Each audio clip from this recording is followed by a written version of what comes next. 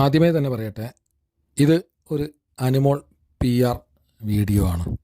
താല്പര്യമുള്ളവർ മാത്രം കാണുക, അല്ലാത്തവർ ദയവായിട്ട് ഒഴിഞ്ഞു പോവുക. ഇത്ര ദിവസവും ഒരു കണ്ടസ്റ്റൻറ്റിന് വേണ്ടിയിട്ടും PR ചെയ്യാതെ കൃത്യമായിട്ട് കാര്യങ്ങൾ വിലയിരുത്തിക്കൊണ്ടിരുന്ന ഒരാളാണ് ഞാൻ. ഇപ്പോൾ അനിമോളെ കുറിച്ചിട്ട് പറയാൻ തോന്നുന്നു. അനിമോൾ എന്ന കണ്ടസ്റ്റൻറ്റ് എനിക്ക് അത്ര ഇഷ്ടമുള്ള ഒരു മത്സരാർത്ഥിയൊന്നുമായിരുന്നില്ല. ആൾ ഒരുപക്ഷെ നല്ല ആളാവാം, ഒരുപക്ഷെ ചീത്തയാളാവാം, എനിക്ക് അറിയില്ല.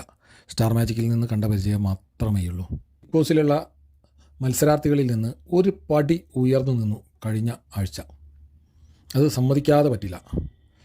അതിനു മുമ്പ് അനിമോളിലെ മനസ്സിൻ്റെ നന്മയെ ഞാൻ മാനിച്ചിരുന്നു പലപ്പോഴും. പക്ഷേ അപ്പോഴൊന്നും അവർ ഒരു നല്ല കണ്ടസ്റ്റൻ്റായി എനിക്ക് തോന്നിയിരുന്നില്ല. കഴിഞ്ഞ ഒരാഴ്ചയിലാണ് അനിമോൾ നല്ല ബുദ്ധിയുള്ള, കൃത്യമായി കളിക്കാൻ അറിയുന്ന, എന്നാൽ മനസ്സിൽ എല്ലാ നന്മകളും സൂക്ഷിക്കുന്ന ഒരു കുട്ടിയാണെന്ന് മനസ്സിലായത്. ഈ സമയത്ത് അവളെ സപ്പോർട്ട് ചെയ്യേണ്ടതുണ്ട് എന്ന് മനസ്സിലാക്കി തന്നെയാണ് ഈ വീഡിയോ. കഴിഞ്ഞ വീഡിയോയിൽ ഞാൻ ആദിലയുടെ ഏറ്റവും മോശമായ പെരുമാറ്റത്തെക്കുറിച്ചിട്ട് പറഞ്ഞിരുന്നു. അത് അരക്കിട്ടുറപ്പിക്കുന്നതായി ഈ പ്രാവശ്യം അവളുടെ ഓരോ നീക്കങ്ങളും. ആദിലയായാലും ശൈത്യയായാലും എത്ര തരം താണ, ആരാണ് ഏറ്റവും വലിയ കട്ടപ്പ എന്ന മത്സരത്തിൽ ആയിരുന്നു അവർ. ആദിലയാണോ ശൈത്യയാണോ ഏറ്റവും വലിയ കട്ടപ്പ എന്ന് മാത്രമേ ഇനി നമ്മൾ ചിന്തിക്കേണ്ടതുള്ളൂ. കുറേയേറെ നൂറയും.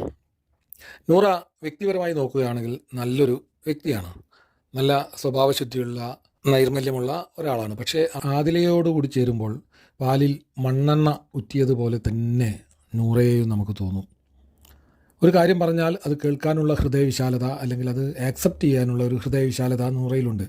പക്ഷേ ആദിലയോട് കൂടി ചേരുമ്പോൾ അതിനെല്ലാം മറന്നു അവർ ആദിലയെ പോലെ തന്നെ പോയ്സണായ ഒരാളായി മാറുന്നുണ്ട്. അതിനെ 100% നമുക്ക് കുറ്റം പറയാൻ പറ്റില്ല. ഒരു കുടുംബ ജീവിതത്തിൽ തൻ്റെ പാർട്ട്ണറോട് കാണിക്കേണ്ട ഒരു പങ്ക് എന്ന രീതിയിൽ വരെ അതിനെ നമുക്കെടുക്കാം.